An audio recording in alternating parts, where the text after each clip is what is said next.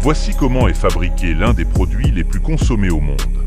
Chaque année, ce sont plus de 12 milliards de préservatifs qui sont utilisés, soit 32 millions par jour, plus d'1 million par heure, et près de 22 000 chaque minute.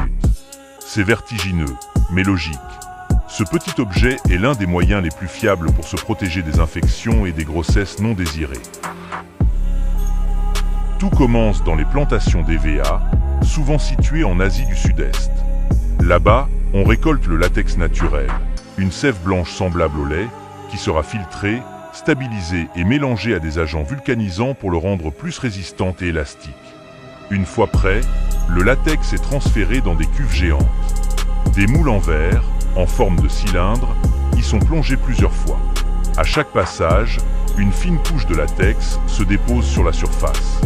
Progressivement, le préservatif prend forme. Il est ensuite vulcanisé à haute température, lavé avec soin pour éliminer les allergènes et inspecté sous toutes ses coutures.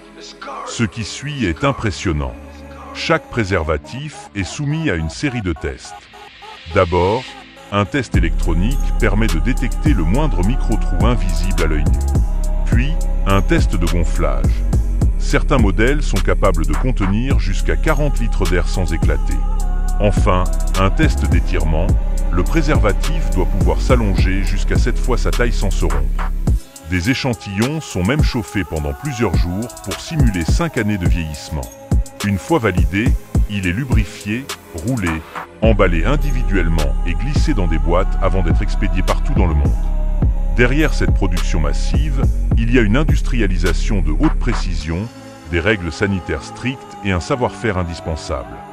On ne le voit peut-être qu'au dernier moment, mais avant d'arriver entre les mains du consommateur, le préservatif a traversé une chaîne de fabrication digne des dispositifs médicaux les plus exigeants.